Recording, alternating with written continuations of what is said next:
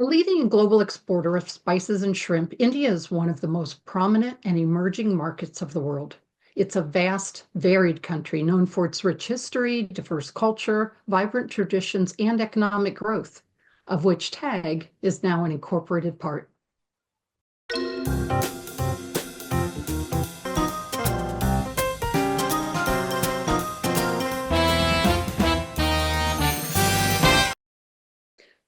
In February, TAG President and CEO Dr. David Acheson journeyed to India to officially open the TAG local office, meet with food industry executives, and present a talk on U.S. food regulations and successful exports. So in this episode of TAG Talks Food Safety, I, your host, Lisa Lupo, am excited to discuss with David his experiences, impressions, and history of TAG India. Welcome, David. So TAG is now incorporated in India with a team of India-based food safety specialists. So with its primary operations currently in the US and Canada, why did TAG decide to expand to boots on the ground in India? That's a great question. And it's been an evolution of thought as terms of the value of that. And I think to put this in historical perspective of how did TAG become involved in supporting Indian food companies? Not surprisingly, it began with Indian food companies who had got themselves into trouble with US and Canadian regulatory authorities. That's often the way things begin. Successful business exporting, initially it was seafood, to the US, run into some challenges, get put on an import alert. That has a significant impact on the finances of the company and on the flow and on the customers. And so naturally, they want to get off the import alert. And we got engaged to help companies navigate that process of how to successfully get themselves removed from an import alert. That's how it began, Lisa. And it was very evident during those initial forays into supporting Indian companies that number one, there was a significant Indian business going on exporting commodities to the US. And you mentioned a couple that are key. Obviously, there's a lot of things, but seafood is huge, and so are spices. Mm-hmm. From there, it's like, okay, you're putting out fires, you're supporting somebody who's in trouble, but then that that work ends, you get them out of trouble, which we successfully did on quite a few occasions. Submit a petition, get it to FDA. The FDA reviews it and says, okay, you're coming off the import alert. Well, then what? How do you maintain those programs? So as I say, once they were off the import alert, how do you maintain those programs? And it was very evident that the Indian companies wanted to maintain a relationship with an American-based food safety consulting firm because they realized that exporting to the US, you had to stay current. But then you run into the other side of this, which is, well, do they really want to pay US consulting rates? Well, does anybody want to pay US consulting rates for that matter? But the reality is we have a business to run, and the whole North American model is different. So then it came up with the idea of, well, can we hire local Indian food safety experts in India, working in India, essentially living in India, having a good standard of living, but based on Indian economics, which just reality is things cost less there. Everything does. And so we started to explore that, and it became very evident that that actually was a potential model that could work. So that was the evolution of the thinking as we and based on that we have hired some local Indian talent, young people who are learning food safety. When they joined us, they were brand new into food safety. They've now been with us for a few years. They've now become much more expertise. They're HACCP certified. They do PCQI training. They do HACCP training. They get into plants.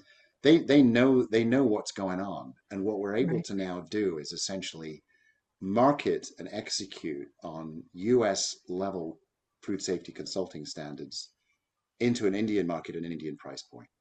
And that was really the driver to begin this whole process. And what that then led to, well, how do you grow this business? And while we began in seafood, the next logical stop was spices, and that's exactly where we went. Spice companies, import alert, same story. Um, then other spice companies engaged and said, well, we would like HACCP training. We don't have a problem, but can you train us to US standards? And that's exactly what we did Okay. using Indian economics. One thing I learned very quickly about India is that if you don't have an office, you're not credible. You don't exist. Okay. So so hence the drive to establish a tag office, a physical location in Delhi, which we have now done. Then you go through, well, you need to be incorporated in India. You have a bank account. We've done that. So Okay. all of these are stages of evolution. Is there a market? My final thought on some of this is that I see India as a huge international player in food production. I mean, there's a population in country of over 1 billion. And there is this growing desire amongst Indian food companies that we met on this recent visit who see a significant opportunity for them in North America, both Canada and the US and Europe as well, but sort of focusing on North America. It's like, how do we create the programs that are going to meet those US standards? What have we got to do? Um, and that's a way that we're starting to support some of those as well. And it's not just spices and seafood. It's a range of goods that are specialist to India and they're looking to export to the North American market, and they need to know and want to know how to do that. Yeah, it's I kind of said in the introduction as well that it is a very growing economic force, which I hadn't even realized, until started looking into it. So it is Yeah, a lot of yeah, viability there. yeah, So, yeah. so then you also recently traveled to India to officially open that office and meet with food businesses and organizations. So what were your greatest impressions and memories from your travels, and otherwise? Yeah, no, it's not. It's by no means my first trip to India. I've been there several times, but this one was special for a number of reasons. One is that my wife and I were able to participate in official opening of the tag office in India, which was very exciting. And we sort of embraced the local culture to do that. There was a Hindu ceremony that we were part of, and it went on for 2 hours, and it Oh, was really wow. very special and very meaningful. And there were a lot of the local companies we're working with and supporters who joined us for that. The other part is the desire amongst the entrepreneurial, the Indian culture in this food space is we see opportunity and we want to go get it, but they want to do it right. Um, and so I think it's sort of looking at that growing opportunity. And right now, Indian and US relations seem to be on a steady keel, and I think there is desire with political leadership in both countries to expand and grow US Indian relations around all sorts of trade, and this is just one aspect of it. But there's opportunity. There's um, there's some interesting products there. There's a lot of desire to push. There's adequate resources to get things moving on their end, but they just don't know how to do it. Okay. Um, and it's like that's where we come in, and being physically present with a team there, and us going over there from the US is sort of demonstrating, yeah, we're really interested in growing this. And I think down the road, we've always sort of thought of China as being a huge source of food for the American market. Mhm. Um, I predict in the next 10 years that's going to flip. And I think India is going to be the predominant source of food Okay. um, for North American and European markets vis-a-vis China. I just see that happening. There's a lot of very large Western companies that operate in India already. They Hmm. make food for the domestic market. I will add that one other insight is that the Indian food safety domestic side of things is not nearly as evolved as it is in the US. Okay. Um, so their domestic food safety standards have got a lot of growth opportunity. But that again is an area that I see growing. I see the Indian domestic market wanting to get stronger and stronger on food safety. And if we're there providing that support, we can do that. Yeah. So that's one of the kind of differences that you've seen. And when you were there, you did travel to different parts of the country, a few different areas anyway, and different foods facilities. So what else did you see that were kind of differences between food businesses in India and those in the US or Canada or Europe? There's a huge dichotomy of entities that are already operating to, I would say, US and above standards.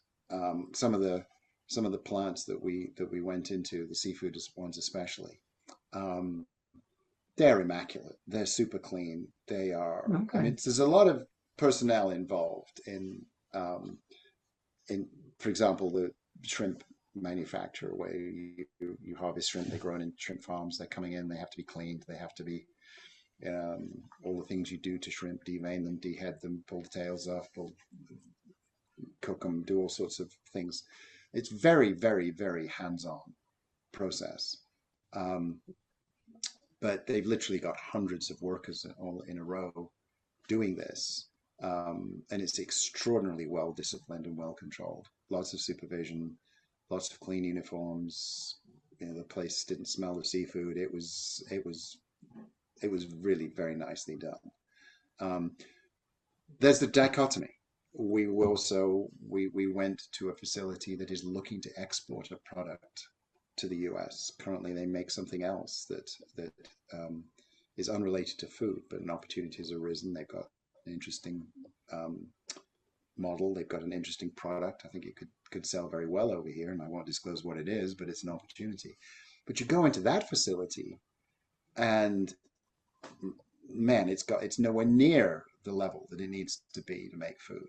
There are people packing product on the floor, and it's filthy, and it's just an absolute mess.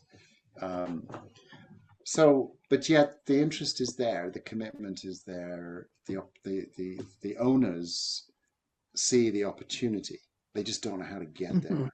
So you see this enormous contrast, which is kind of true of the Indian culture as well. I mean, it truly is a massive dichotomy between those that are extremely well off and well to do, and many that you see who are living on the street. And Okay. I think the food manufacturing systems kind of reflect that. Okay. With that dichotomy, even, what is there anything that US businesses could learn from those in India? Um, I think one of the things of the successfully run plants is that there is a positive culture towards food Okay. safety. Um, once, like all aspects of food safety culture, you have to reach a level of knowledge and recognize that we need to have everybody understand why we do things. What's the culture all about? Why does that work? And I think in the more successful companies, they've embraced that. Um, Okay. so as to is there anything that we could learn? Um, Probably not a whole lot. I think it's more the other way. I think Hmm. our food safety systems in the United States are extremely good, well developed, very mature. Always opportunities that they're never perfect. Things always go wrong. And India's trying to emulate that and grow. So I think it's a bit more of a flow that way. Um, but but the commitment and the investment and the drive to succeed is very evident in India. Not that it's not evident in the US, but it's um, I think generally the Indian companies are going to learn more from us than the other way around. But that's okay. That's what we're here for. That's what we do. Right. Right. So does TAG have further expansion plans in India or elsewhere around the globe? We do. We most definitely do. At the beginning of this talk, I gave a little example as how do we get started in India, and Hmm. starting with one client on an import alert, um, and we grew that now into a bunch of seafood clients. We've expanded now into a bunch of spice clients. That's continuing to grow. Um, it's by design. Tag has, since it was founded over 10 years ago, we grow slowly and we grow organically. Mhm. We're not looking for just massive expansion. I want to get the right people in the right place with the right skill set, doing the right thing at the right price point. And we've been successful in so much doing that. And I see the Tag India group just continuing to grow. Um, like I say, we started out with a couple of employees and one client, which is, you got to Yeah. start somewhere. Um, and that's expanding into more employees and more clients. And as we get more clients, we'll need more employees. So yeah, I see Tag India continuing to grow, most assuredly, and it's certainly my desire to do that. As to other parts of the world, yes, Okay. we already have clients all over Asia, Europe, Latin America, um, and I think our one of my ambitions as a next significant growth point is Europe. We don't do a lot there at this point. Mhm. We do some. We have clients that are operating in Europe and want to support and we help them with that. But I do see that as a big opportunity. We have Asian clients, Korea, Vietnam, um, Philippines. Um, I I continue to see that growing too over time. So yeah, tag is becoming more and more global, All right. which is great. Okay. But it's the same high standard and the same model world over. Right. Okay. Well, it sounds like there's a lot there in India and around the world, and you had a pretty good trip and I see a really good future for Tag India.